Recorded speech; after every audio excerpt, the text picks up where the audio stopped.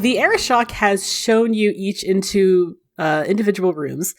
And you really didn't know what you were expecting, but they're like, they're very utilitarian. Like, even Orlais was very fancy. Ferelden was very much utilitarian. Par Vollen is literally, it's a room with a straw mat on the floor and a window. And, like, if you need something else, ask someone, I guess. But, like, this is all you need, because you're sleeping here, right? This is what the room is for sleeping. Aliens in hell.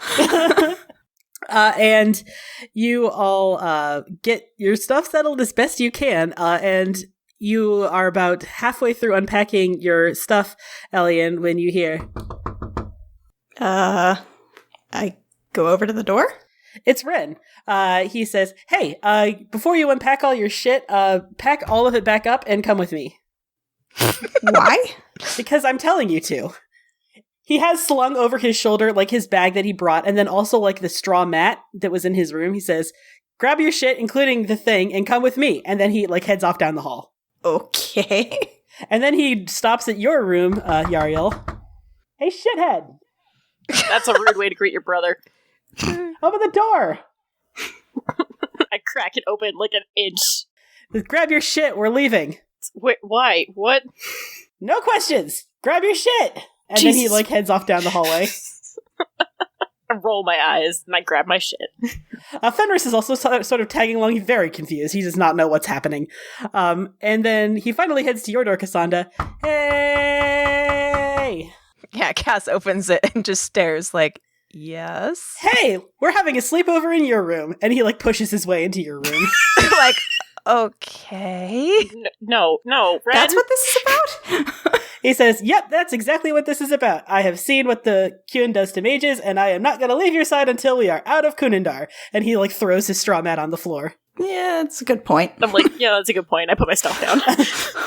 Oh, Cass is like oddly touched. She's like, at first really confused, like, okay. Moves aside and then just like, oh, okay. So we're all going to have a big sleepover. How do we fit in this room? Not super well. Like, the rooms are not that big, and the straw mats took up, like, 50% of the room.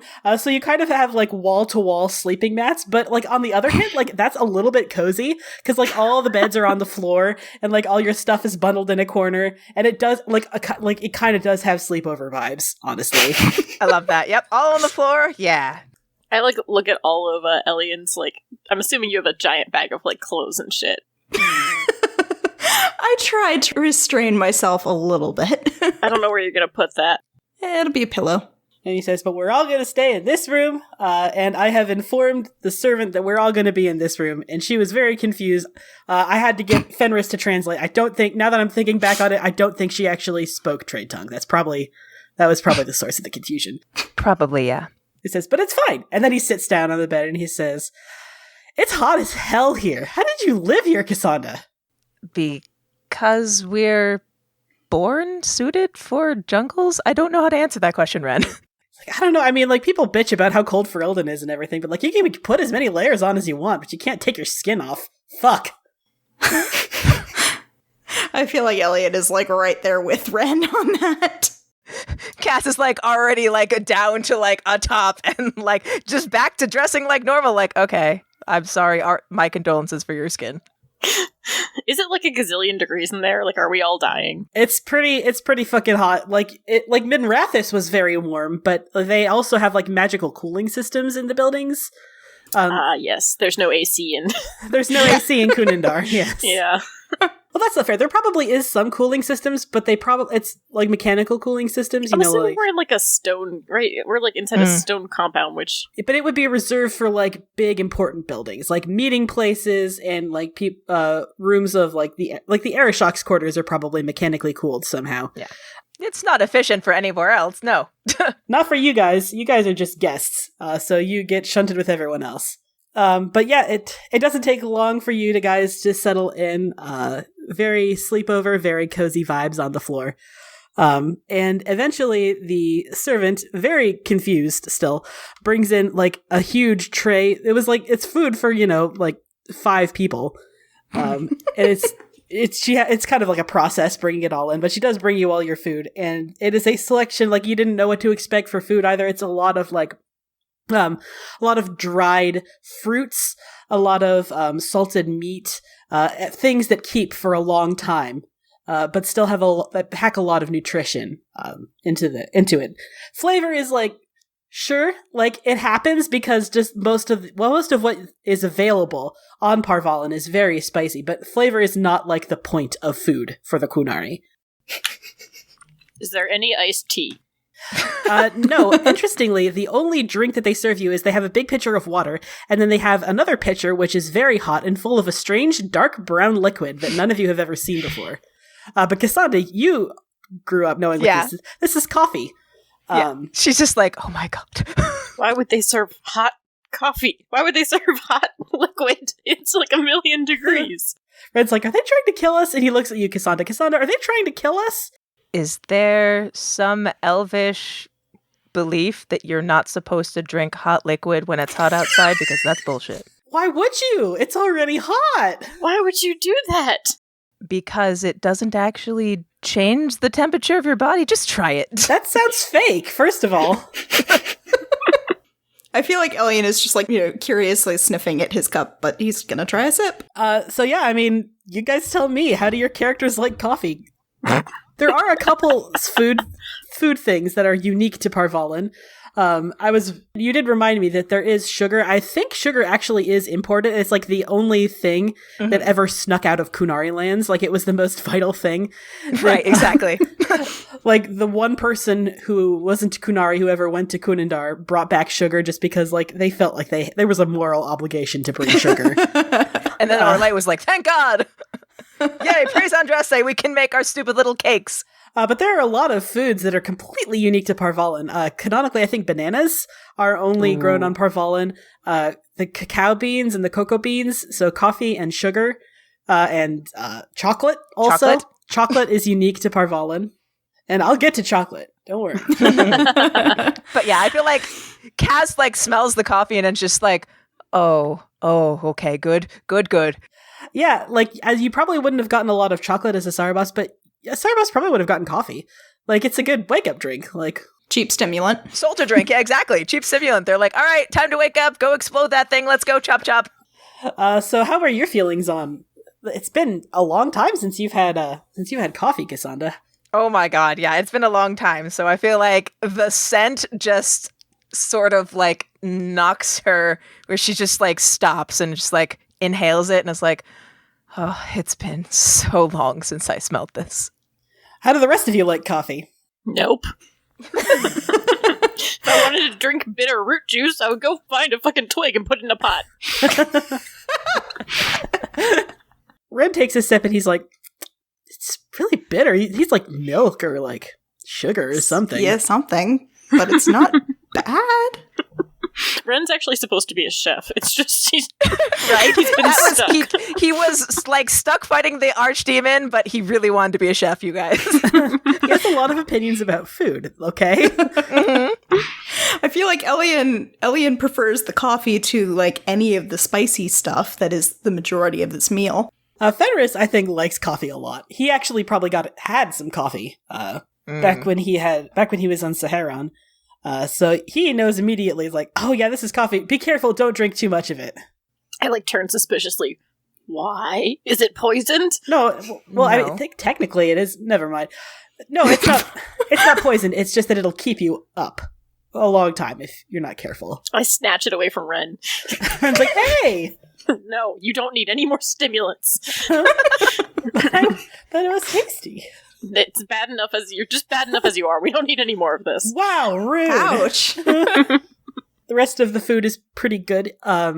You all are only given like about half an hour in total to eat what was presented to you before you are summoned again by a different servant this time to meet with the Arishok in one of the upper chambers. Cool. Look warily at Cassandra. How you feeling about this? Is that going to be a habit of yours, asking me every 5 minutes? Because the answer is always going to be the same. Don't ask me, it's terrible. Let's go. We'll see how you feel in 5 minutes. Okay, it'll be the same. I feel like Ren is feeling extremely protective of you, Cassandra. Oh. He has a deep respect for specifically Sten, but Right. he is worldly enough to know that the Qun is, especially to mages, the Qun is pretty terrible. And he knows what those scars on your mouth are. So he is going to be staying within arm's reach of you until you specifically tell him to fuck off, basically. Oh. Fenris, I think Fenris's reaction to the whole situation is really more like muted curiosity. He did spend time on Saharan, he learned how to speak Qunlot, but he stayed with Fog Warriors, which is a very different experience from actually being in Par Vollen and being immersed in the Qun. He is a little wary of it. He was a slave, so he knows what it's like not to have a lot of agency in your life and your decisions. The Arishok, it turns out, lives at based on just the number of stairs that you have to climb to get there, he lives at the very, very top of this particular pyramid. And up here, there is that mechanical cooling system that I mentioned. There's specific wind tunnels that are in specific places that bring a constant breeze through this room. It's large. It's not decadent. Nothing in Par Vollen is decadent, but it is appointed. There's a large meeting table in the center, each with about 6 to 10 chairs circled around it. There's a cordoned off bedroom. There's a large desk full of writing instruments and paper. A window that overlooks the city, it's a pretty fucking good view from the top of this pyramid. You can see right out over the city of Qunari. And the Arishok is sitting at the table. The sun is setting now, and he says, yes, come in, have a seat. There are a few things we need to discuss now that we're here. Cass definitely immediately sits down. No questions asked. Let's just get to it. Elian sits on one of her sides. Ren sits as close to you, Cassandra, as possible. Again, he's staying within arm's distance of you until you tell him to go away. As you all get yourself situated, the Arishok sets down whatever, he'd been writing something, you're not sure what. He sets down the paper. He sets the paper aside, and he addresses you, and he says, I have been considering what tactics might be best to sway the Aragena into our way of thinking. The Aragena is very reasonable, he says. She is persuaded by facts and evidence more than anything. And so I think it would be a good use of all of your time here if you...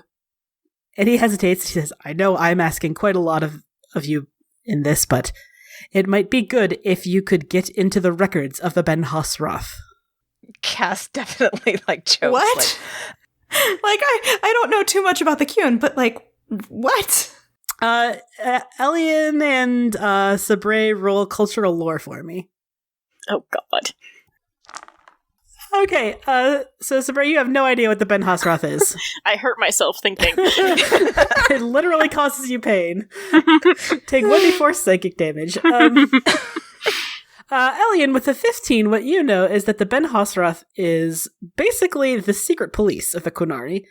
You know that the name Ben Hasrath literally means heart of the many, and that the Ben Hasrath is supposed to be the soul of the Qun, and that it's supposed to be the guiding force that keeps the people, the body of the Qun, on the correct path. And which in this case means following the Qun as closely as possible, the letter of the Qun. Which is actually a written document. The Tome of Koslun. Ashkari Koslun was the one who designed the Qun, who wrote the whole thing out. And so keeping to the spirit of the Qun means abiding by literally what Koslun wrote. Their methods are feared. That's a good word for it. They are feared. They, most of the stories that you've heard about the Ben Hasrath are called the re-educators. The re-educators are people that forcibly take people, usually those who have escaped the Qun, and break their minds with a combination of torture and a poison called sarkamek. You don't know a whole lot about sarkamek, other than that it is very deadly. I feel like the only reason he knows that it's even a thing is because of the studying of poisons that he did. So saying you need to break into the Ben Hasrath is a bit like say, like, you need to fucking break into the headquarters of the NSA and find some dirt from them. It's like, how? Why? That's a bad idea. No, what? I mean, Elian looks pretty darn alarmed at this suggestion. And the Arishok seems to, like, he understands. Like, he sees the look of alarm and he's like, I know, this is asking a lot, but the Ben Hasrath has made a point of keeping things like defections and suicides secret. And I think if we had the real data on how many people voluntarily leave the Qun or willingly commit suicide rather than subject themselves to a life within the Qun, if we could present that evidence to the Aragena, it would be our best chance at showing her that there really is a problem, not just with the Ariqun, not just with the Ben Hasrath, but with the Qun fundamentally. How would we get anywhere near that? He says, I can give you some limited authority, a good way in. I think after nightfall tomorrow would probably be the best time to do it. There is a building I believe would be the best place to go where they keep a lot of the hard records. And I think that would be your best target. If it is the only way, then I suppose. So is this like breaking into a very secret library? Worse. It's worse, much worse, right? Okay. Ren says, it's a bit like breaking into a secret library, but if you fail, you get killed. Tortured, then killed, maybe, if you're lucky. No, if you're lucky, you'll be tortured and turned into a herd animal, effectively. I feel like death is better. I'm looking more and more horrified. Like, why? The Arishok says, I will remind you that you do have some immunity. Like, you are my formal diplomatic guest, so that does afford you some protection. But you do need to be very careful. Understand that if I could do this myself, I would. But I'm too high profile. There are people who know where I go every step of the day. I feel like Cass definitely looks like directly at Yaria like, careful is not everybody's strong point. I'm actually fairly sneaky. Shut up. You were planning to steal a camel.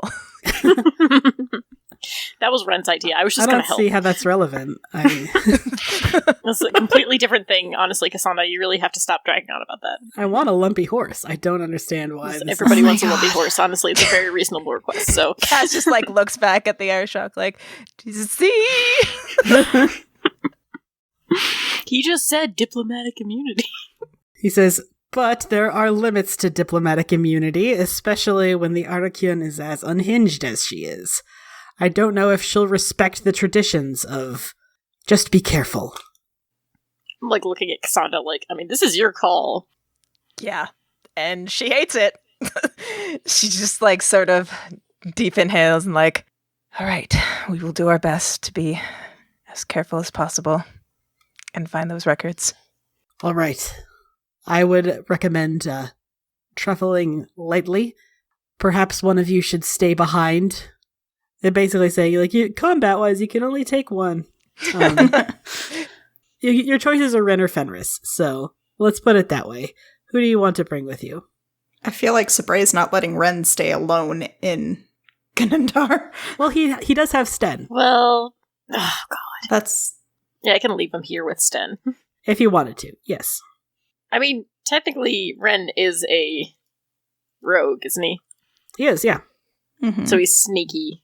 I don't remember if I put any points into stealth for him. I mean, he's got high dex, so he'll have high stealth, but I don't know if stealth is a thing that I... Okay, never mind. Ren has a plus 11 to stealth. Sorry. Oh, wow. Okay, never mind. Shit. Yeah, I thought so. Just because he's so OP. Because he's level 20 is the thing. Yeah. Right, that's the thing, yeah. Yeah, I mean, I don't know. My vote, personally, I think I'm voting Ren just because of the stealth component of things, because we can be like, Well, I don't know.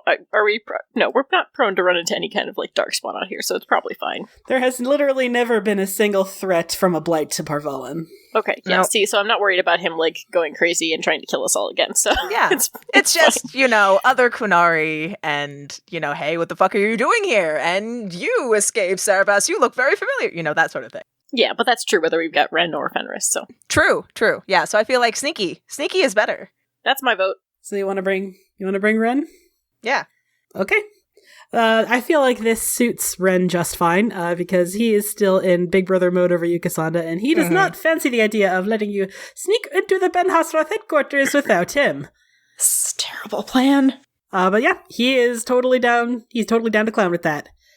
And the Arishok seems a little reluctant, but he nods and he says, "Very well."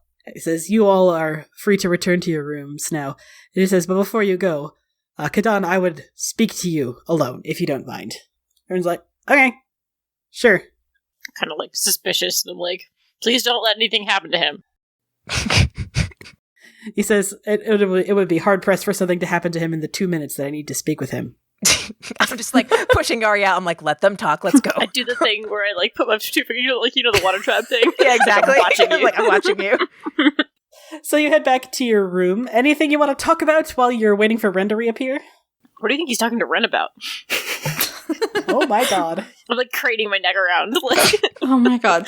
I don't like not being included in things. Spray. I would be more worried about what we have to do. I figure that's you guys' responsibility. I'll just show up and I'll go wherever you want me to. Ariel. They could be talking about anything for all we know, and that is also not our business. He's my brother. Everything is my business. Okay, well, what are you guys going to do to break into this place? Do you think I've ever been anywhere near such a place? I have no idea. Oh, you're from here, Cassandra. You probably would have gotten your education as Sarabas here, the headquarters of the Ben Hasrath. But once you were turned over to your Arvarad, you probably would never have seen it again. Although, Right. You were 8 when you began your training as Sarabas. Right. So that was a long time ago. Memories might be hazy. Yeah. I feel like I'll say that too. I'm like, it was a long time ago. I don't really have lots of memories of that time. That's fair, little sister. Well, still, do you have any ideas of anyone we could talk to, or we don't know where we're going with this. Like, I don't even know where this building is. The Arishok has implied that he will take you there, and he can get you in on the ground floor, but the rest is up to you. Yep. I hate this plan, and I hate being here, but seems like that's all that we got to go on. Sooner we start, sooner we can get out. Well, do you know if, I don't know, would they store things on higher levels? That's a good question. Would she know, about their store, the way that they store things or categorize things? I mean, the, Cassandra, just, all large buildings in Kunandar are very logically designed. Right, exactly. There are 3 large pyramids, and one for the Arishok, the headquarters of the Antam, one for the Aragena, the headquarters of the Matriarchy, and one for the Ariqun, the headquarters of the priesthood and the Ben Hasrath. And allegedly, the places that everyone needs to access, there are some functions of the Antam, the Matriarchy, and the priesthood that everyone just needs to access. And those things are on the bottom levels, and the higher up you get, the more specific the stuff is. And theoretically, each of the 3 of the triumvirate live at the top of the pyramids. Right. That is the theory.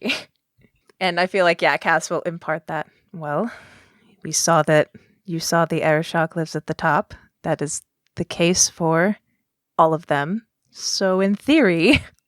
More important things are further up. Further up, exactly. And also, the Ariqun is going to be further up, too. Great. Fuck. A couple minutes later, the conversation going on easily, Ren returns, and he sits down and he says, "Ugh, I don't know how I'm gonna fucking sleep in this heat. It's hot as fuck here." Really is.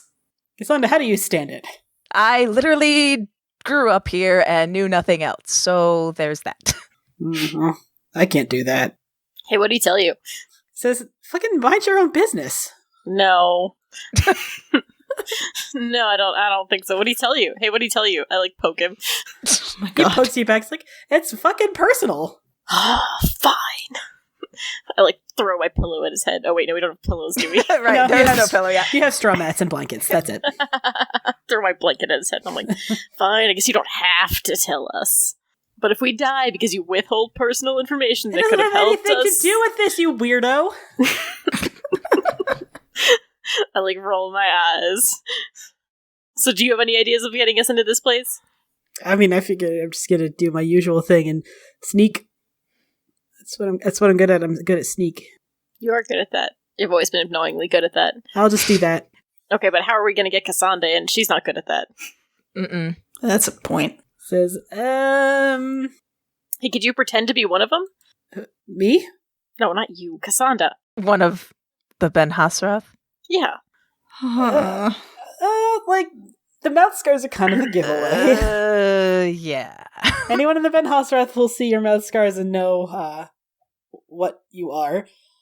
If you wanted to come up with a plan, I mean, theoretically, any one of you could pose as Vidithari. Vidithari are the human and elven converse to the Kian. Like, they don't have any special distinguishing marks, and actually a lot of Vidithari end up joining the Ben Hasrath. Because, elves and humans make great spies in Right, Thedas. they just blend in. They blend in really well. So, like, they would be perfect. Most people would be perfectly willing to believe that, like, any one of you could be Vidithari and work for the Ben Hasrath. Yeah, I feel like Cass flips it back on there, then it's like, yeah, but I couldn't pass, but you could. I mean, Cass, do you really think that you want me to pretend to be somebody I'm not? I meant more like the broad you. Okay, good. I just wanted to be clear that you were talking about me pretending to be somebody I'm not. Because No. you and I The both know. non-horned people in this room. Okay. Fenris says, well, maybe that can be the cover. One of you is Vidithari trying to return an escaped Sarabas? Yeah, that seems reasonable. Not the worst plan in the world. It's up there, but it's not the worst. So it's definitely Elian, right? I'm like looking at you. I'm like, you're Everyone's like, we all definitely. agree, yeah. Yeah, so we're all on the same page that Elian will do this. I hate this, but you're probably right. The best Why do you performer in hate the this? lot. You love performing. Because it's putting Cassandra in danger. It really doesn't matter where I am here. It's in danger, so... She makes a good point. Fenris says, I'll have to teach you a little bit of Kinlot. Okay. And actually, you should probably help him, Cassandra, because you... Like, Fenris Native speaker versus... Fenris Right? does speak Kinlot, but he learned it from, like, fog warriors in the jungle. Right? So... It's a little bit rougher. And there are some phrases that you would have to learn, Elian. Asit Taleb is a big one. The Pana Haydan and Shana Haydan. Greetings, that kind of thing. Most Vidithari are like... you've got to learn Kinlot if you become a Vidithari, but like actually, I think Cassandra, you could probably explain this to Elian. Like, Vidithari are expected to learn Kinlot, but also the Qunari are one of the best things, I hesitate to say, one of the best things about Qunari culture is that they're actually really good teachers. Right, exactly, yeah. Qunari is a hard language to learn, but they teach it very well. The Temasrans are excellent teachers, just generally speaking. And they've got teaching down to a science. So yeah, you would be expected to know at least a couple phrases in Kinlot. Right. So yeah, Cass would definitely turn to Ellie and be like, I can teach you the phrases that you should know. Fenris is like, I'll help. Okay. And I feel like you probably spend the most of the next day doing that. Because it's quite a job. Yep. Kinlot is a very hard language to learn, and Orlesian is about as far from Kinlot as you can possibly get. Yeah. And so you spend most of the day rehearsing various Qunlot phrases and coming up with like a story for why you're here and what you're doing. And while they are all doing that, the next day, around lunch, Ren sits down next to you, Jarl, and he says, all right, I gotta keep this on the fucking deal, but I got kind of a favor to ask. Look, I don't think there are any eggs here. Okay, so stop. Just don't. He says, Yariel. I like slap him on the shoulder. I'm like, okay, I'm sorry. Yeah. He says, that thing you were so nosily prying about last night? Are you going to tell me what it is? Yes, but you need to keep it on the DL, which is why I opened with keep it on the DL. Okay. And I mean it, Yariel. Keep it on the DL. So does that mean I can tell, like, one No, other? it means no one. Do you not Okay. understand how this works? Fine. Okay. It's just between us, I promise. My word is a Dalish. He says, it's not a big deal. It's just that the Arishok didn't want it to get out in case we couldn't do it, which there's a pretty good chance that we can't do it. He wants us to be on the lookout in the Ben Hasrath headquarters for... God, it had some long fucking Qunari name. I don't remember. It's basically like the communal lost and found, apparently, of like the entire nation. Okay. He says he wants to be on the lookout for the room with that because he's looking for a dragon tooth that was lost here a long time ago. Dragon tooth. It would have been on a long leather strap, like a necklace. Interesting. Why does he want this? I told him, I said, like, I don't know why you think I'd be good at finding this thing. And then he pointed out to me quite correctly that I managed to find a single sword in the middle of Ferelden during a blight. Which, okay, that's fair. I mean, I feel like that was a weird precedent to set. Like, Ren, hero of Ferelden, and also really good at finding specific trinkets. But I told him I would help, so I will. So why can't we tell anyone else about this? Wouldn't it help if other people were on the lookout? Because we probably won't be able to find it, and it has something to do with Cassandra. I don't know specifically what. He won't tell me. Okay. And just in case we're not able to find it, he doesn't want to get anyone's hopes up. Okay. It's like a birthday present. I get it. This makes sense. Sure, let's go with that. So it's just a dragon tooth. How big are dragon teeth? Is it a big one, or is it like a baby? Well, I mean, it depends on how big the dragon was. A high dragon tooth is about the size of your hand. Oh, geez, that's going to be hard to sneak out. So the cover story that you guys come up with, you've got the basics of it, it sounds like. You're trying to return an escaped Cerebos. And all three of you would have had different names. Like, obviously, if someone asks who you are, they're not going to be expecting you to say, oh, I'm Elian. They're going to be expecting you to say, like, I'm Talus, or something like that. Talus, I think, means assassin? It says to solve. Yeah, a solver of problems. Salit is, I don't know what Salit specifically means, but they're typically with the Ben Hasrath. Okay, so let's just say a good name for Elian would probably be Talus. And then maybe Ren and Yariel could both be Salit. Okay. It would be confusing, but apparently that's a thing. Like, there are parties with, like, multiple Taluses, multiple, like, people with the same name, like two or sometimes three of them in the same war band, which it seems like it would be confusing, but it's one of the many things that you're just supposed to accept about the Qun. There's just 1,000 people with also your name. Okay, so Elian is Talus, Ren and Yariel are Salit. And of course, Cassandra would be Cerebos. Mm-hmm. Yep. And you have to be very careful not to refer to her as Cassandra. Yep. What are you, like, is there anything else that you want to impart upon Elian and I guess everyone else, Cassandra, about what they need to know and how they should act before you begin this mission? You've got the rest of the next day. Yeah, so I feel like she definitely needs to at least address or describe Asit Taleb, like that whole feeling. This is the way things are supposed to be, they are meant to be, and you don't question things, they just are. And then she's like looking very, very intensely at Elian. You don't question things. They just are. Do you understand? Mm-hmm. Yes. I don't like this, but yes. Can we also talk about what's going to happen? So, sure, we're walking in here being like, we have a captured Cerebos. We're bringing her back to, like, be put in a prison or something like that. No, she would be re-educated. Re-educated. Okay. Presumably they're going to try to then re-educate her. Like, Yeah, I like can't take assume her they're away gonna- from us. Yeah. So what's the plan? Ren says, well, I mean, we can use that as a cover story just to get our foot into a door, right? We wouldn't actually turn her over to anyone. Hell no. Yeah, of course. I'm gonna let her, like, be re-educated. That sounds terrible. But I think we do have to reckon with the idea that we might have to kill some people. I look at Cassandra, like, is that bad? That seems bad. I mean, I'm always fine with killing people, but... She just looks very passive, like, we definitely will have to kill people. Just a matter of doing so quietly. Ren says, yes, I think that is the main point. We can kill people. Like, I am ethically fine with killing a re-educator. I feel like I don't have any particular qualms with that. But we should keep it quiet. Drag bodies into Do they have closets in the Qun? I'd assume so. Everybody needs storage for something. Some kind of somewhere where people don't go often. We just gotta be quiet about it, Yariel, he says to you. We gotta be quiet about it, Yariel. I'm not good at killing people quietly. That's not my thing. Well, you fucking better get good at it. Oh, God. And says, it'll probably be good. It'll be fine. Right? It'll be fine. It's fine.